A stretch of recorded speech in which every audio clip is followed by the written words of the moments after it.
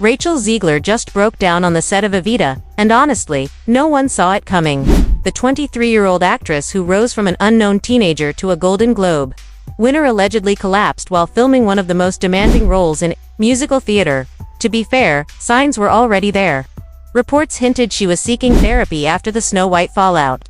So, what really happened on set? During a powerful performance, Rachel gave it everything. Her voice shook the room, her body trembled with emotion. It was raw, intense, and magical. But behind that brilliance, something was clearly unraveling. But then, something shifted. The performance that began with such strength ended in silence, as Rachel walked off set in tears. On the final day of shooting Snow White, she reportedly broke down, completely leaving the scene, unable to continue. What could have gone so wrong? And more importantly, who's really behind all this chaos? Behind the glittering surface, something darker was clearly at play: pressure, politics, or something even deeper. One thing's certain.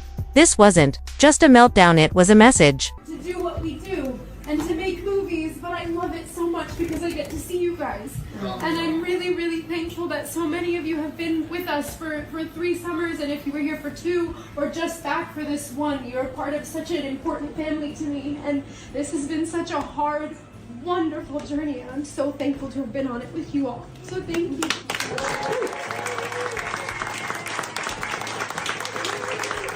Now, people are starting to whisper about something deeper: mental strain. The non-stop pressure to perform flawlessly. The weight of online criticism that follows her every move. Imagine feeling like the entire world is watching you, just waiting for you to slip up. That's the kind of pressure Rachel Zegler has been carrying for months. It's relentless. And now, it's starting to show. Let's take a moment to hear from Rachel herself, as she opens up about one of her worst audition experiences: raw, vulnerable, and all too real. Have a terrible audition experience. I do have a terrible audition What is experience. it? I was actually, oddly enough, auditioning for a Broadway show of a very famous Broadway musical that was having a revival, and the producers and directors were ordering lunch while I was singing. What? It was so Like, horrible. actually, while you were singing a song? Yeah. Would I you- booked would West you- Side Story a week later. But here's where it gets real. This breakdown wasn't just about one bad day. It's been building for months, and the reasons behind it might genuinely shock you. Is the Hollywood blacklist just a conspiracy? Or a harsh reality? Too many. Rachel Zegler was supposed to be the future of musical cinema. Discovered by Steven Spielberg, she became a household name overnight with West Side Story. But just a few years later, everything feels different.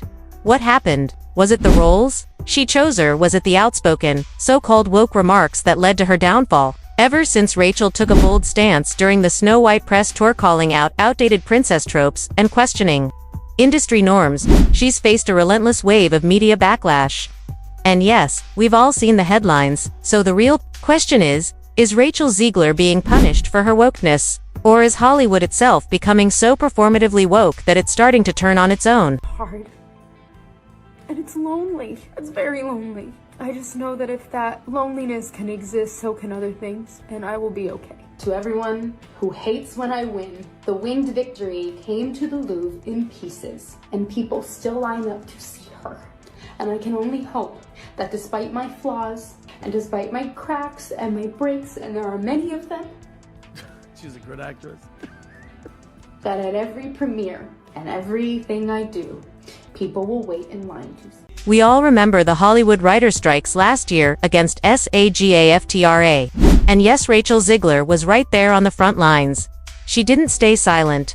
She spoke out boldly about pay gaps, diversity, and inequality in the industry. At the time, many applauded her honesty. But in today's Hollywood, speaking the truth can come at a cost. That same honesty has made her a target. So now, let's take a closer look at how Rachel's activism may have played a role in her current struggles. I never want it to come off as me being ungrateful for the opportunities I have. I can also be having the greatest time and simultaneously wishing people would stop sending me death threats. Women in Hollywood face a brutal double standard. Speak up, and they're labeled difficult. Stay quiet, and they're dismissed as too passive. For women of color, it's even harsher. When Christian Bale loses his temper, it's called method acting. But when Rachel Zegler speaks her mind, she gets death threats. One tweet with over 200,000 views put it plainly. What exactly did she do wrong? Why are female celebrities of color always vilified for speaking up? Take a look at that viral clip of Zegler defending her Snow White reimagining now. Scroll through the comments. Are they fair critiques? Or something more toxic? One tweet, with over 4 million views, hits the nerve. You wanted authenticity. She gave it to you. Now you're punishing her for not being fake enough for your red carpet. Then came the London theater flop. Let's be honest, it wasn't just a rough night. It was a cultural wake-up call, wrapped in empty seats and awkward silence. Rachel Zegler has quietly become Hollywood's newest cautionary tale. Studios threw everything at her after West Side Story, branding her as the chosen face of Disney's next generation. But the audience never bought in. And now, with Snow White bombing harder than a middle school science project, and theater tickets left untouched like forgotten mixtapes, the message is clear. Fans want substance, not Sounds like you were one of the only ones there, just like Rachel Zegler, as it turns out, and we part with this video of Rachel Zegler alone in a theater watching herself.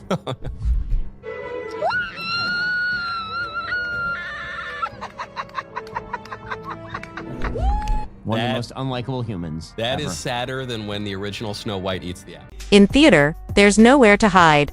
You can't Photoshop a crowd. You can't CGI enthusiasm. When nobody shows up, you're performing to ghosts plain and brutal. It's wild that the same industry that sells out Hamilton faster than concert merch can't even fill half the seats for Rachel's Evita. We're talking about the London Palladium, here 2,286. Prime seats in one of the world's most iconic venues. This isn't some back alley community stage, yet night after night, it's TUMBLEWEEDS, and here's where things get spicy. Producers claimed $4 million in pre-sales before announcing Rachel's casting. If that's true, then why are front row seats still sitting there like Black Friday? Leftovers. Reddit's already tearing it apart, calling it PR fairy dust, pure hype inflation. Because here's the harsh reality. Movies can fake success with spin and creative accounting. Theater can't. You either pack the house or you don't. Rachel can't pull some premiere stunt with paid extras screaming like super fans. This is raw, unfiltered, unforgiving, and the craziest part, Hollywood's still pushing her like doubling down on a losing poker hand.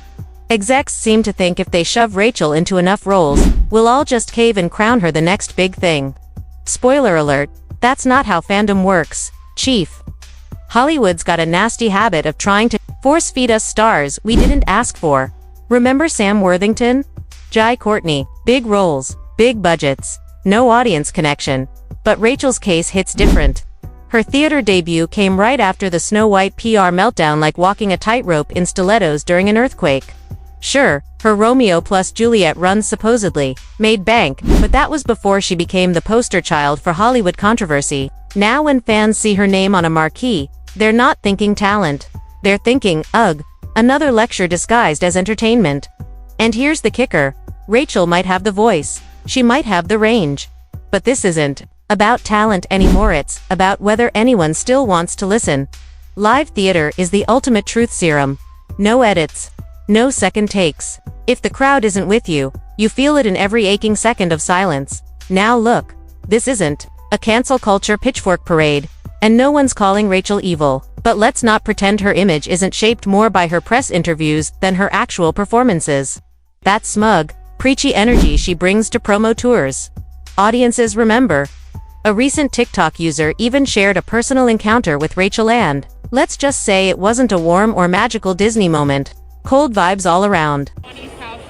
Amelia's Gelato?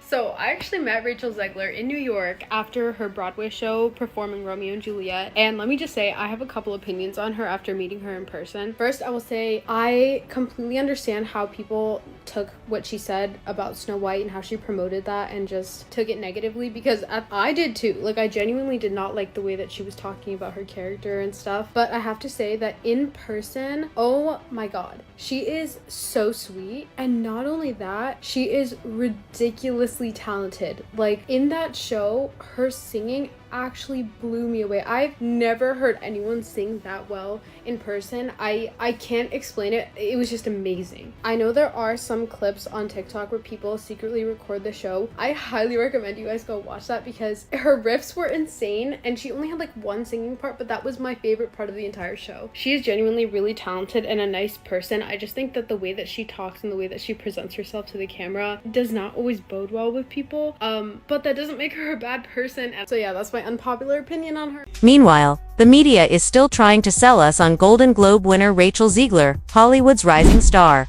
But let's be honest, this feels like legacy PR trying to polish a reputation that's already cracked. Her Hunger Games appearance was fine, sure, but let's not kid ourselves. That franchise could cast a cardboard cutout and still make money. The Hunger Games brand sold those tickets, not Rachel Zegler. And here's where it gets really messy. Hollywood is backing her like they've got money riding on it because, frankly, they do. Admitting she was miscast in Snow White would mean admitting the execs who vouched for her made a mistake. People like Spielberg, who allegedly pushed hard for her casting, have gone completely silent since the flop almost, like they're hoping the whole thing quietly disappears. With Gal Gadot calling out Rachel Zegler and putting her in the hot seat, as well as Disney when bringing up the production issues for Snow White. Now, Gal delivered the following: the most important thing when you are working on a film is teamwork, and when you have characters like the Evil Queen and Snow White, you expect teamwork to play a role in the creative process when you are trying to put something special together. We didn't really have teamwork, and there were many setbacks that we had to deal with during this entire process, and I just found that to be very exhausting. When you are acting, you expect your co-stars and the creatives to go all the way and to support each other, and we just didn't meet those expectations. Word on the street is that even Gal Gadot Rachel Zegler's Snow White co-star has been privately venting about the behind-the-scenes chaos. She hasn't dropped names, but let's be real, who else could she be talking about? And that's the real issue here. Rachel might have the voice, might have the look, but she's missing the one thing that truly matters in Hollywood. You have to earn trust. You have to make people care. You can't just walk in swinging at beloved classics, calling fan favorites weird, and expect loyalty in return. That's why her stardom feels manufactured, like something forced down our throats instead of something built on genuine connection. And the worst part, she's dragging everyone else down with her. Every cast member, every crew member who poured their heart into Snow White is now watching their project get labeled a disaster, all because of one person's attitude problem. So what's Hollywood doing? They're pulling their favorite trick, the slow fade. No dramatic cancellation, no public firing, just quiet removal. One day you're headlining Disney remakes, the next, your name's nowhere on the upcoming slate. Rachel might still show up at award shows or pop into a press event or two. But don't be fooled, the star-making machine just shifted into neutral. Bottom line, Rachel Zegler's career isn't dead, but it's definitely on life support. Not because she can't sing or act, but because she forgot the one rule that really matters. The audience picks the winners, not executives, not headlines. The fans. Hollywood tried to crown her the next big thing, gave her the roles, the red carpets, the trophies, but they skipped the part where she actually had to earn it. Now we're watching the fallout in real time: empty theater seats, box office bombs, and comment sections that tell the real story. And look, we are not rooting against talent. But if Rachel doesn't learn from this breakdown, someone else will come along who does get it. Someone who respects the fans, honors the craft, and lets the story speak louder than the politics.